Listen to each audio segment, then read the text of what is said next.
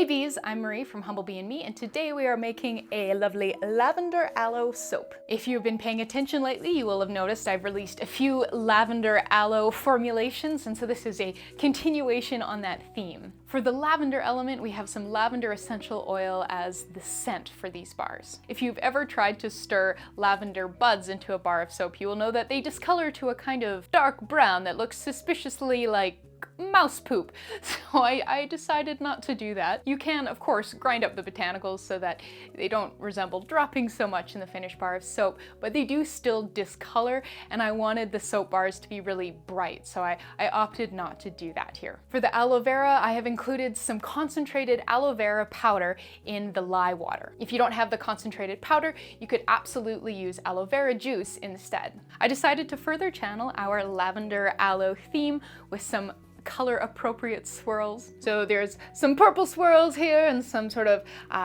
bluey green turquoisey swirls, and then there is a gorgeous dusting of purple biodegradable glitter on the top of the bars. The only semi-tricky thing with this soap is you do want to be working with it while the trace is relatively thin so that we get all that lovely swirling and intermixing as you pour the batter. It's not the end of the world if your batter ends up a little bit thicker, but you might want to consider incorporating something like a hanger swirl if it doesn't look like the batters are really kind of going for a swim together when you pour them into the mold. But that's about it. This is pretty simple, and it makes a beautiful bar of soap that I think is a lovely addition to our lavender aloe theme. So come on, let's get started. All right, so before we dive in, let's take a quick look at everything that we have here in our soaping workspace. So we have our immersion blender, we have our pot of fats, and so these were heated up and melted together and then left to cool to room temperature. And for full details on what precisely is in this pot, please make sure you're reading the blog post linked in the description box below. We have our sodium hydroxide solution here, and again, for details on superfatting and water discount, please check the description box. We have two different micas pre-dispersed in a bit of castor oil. So this is lavender aloe, so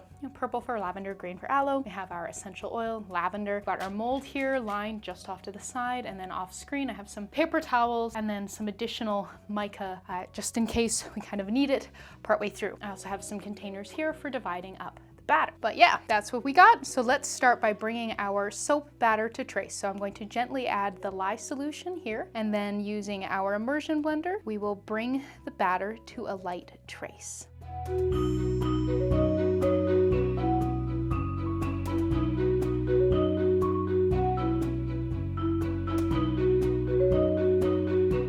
All right, so that is a nice relatively light trace. So up next is adding the essential oil. For our next step, we're going to color the purple and green parts of the batter. So I'm going to divide part of the batter into these two measuring cups, and then we'll color them using the pre-dispersed mica. Now I do want the bulk of the batter to be uncolored. So this is not a huge portion of the batter that's going into these little cups here. So for reference, it's about 300 milliliters of the soap batter in each of these. And of course, that amount will vary with the size of the batch that you are making. So this is a 1,500 gram batch. So my plan for my pour is to do about a third of this batter, and the purple, another third of the uncolored, the green, and then top it off with the uncolored batter. And I'm planning on letting the weight of the pour create the intermixing. You can see that this batter is still quite movable, so that should be quite noticeable and very pretty.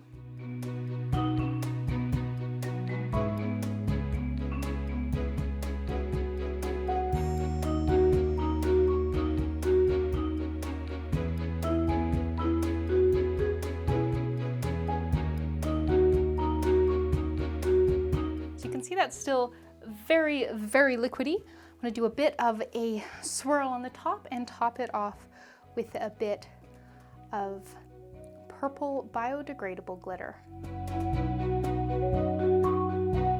So this purple glitter is from Humblebee, and it is biodegradable, so I can feel good about using it on something that will have it going down the drains.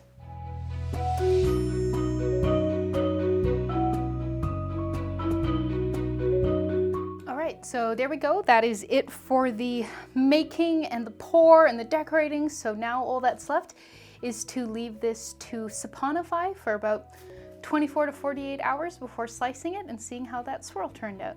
So I will see you in a day or two. Okay, so it has been about 24 hours. So let's break this bad boy out of the mold and see if it's ready to slice.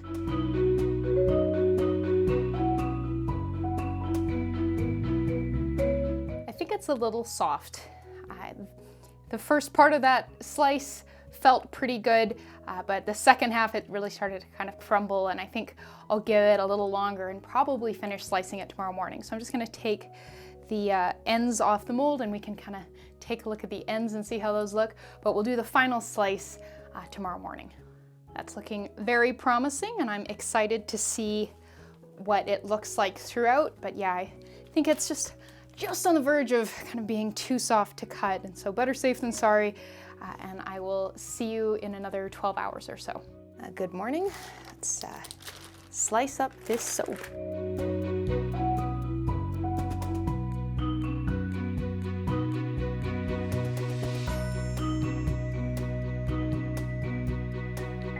All right, so that's looking really pretty in the swirl department, and the soap is really quite hard, significantly harder than it was less than 12 hours ago. I woke up really early this morning.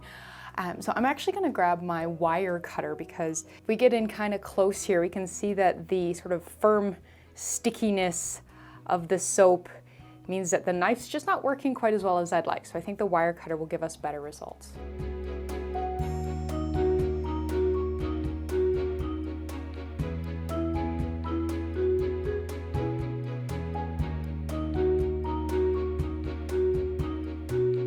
And there we go. So we just made a gorgeous lavender aloe cold processed soap. Thank you so much for watching. Please subscribe and please make sure you're checking out the blog post linked in the description box below for more information. So before using, I will leave these to age for at least 3 weeks to make sure that they are nice and hard so they last a good long time once they get wet. But yeah, thank you so much and I'll see you next time.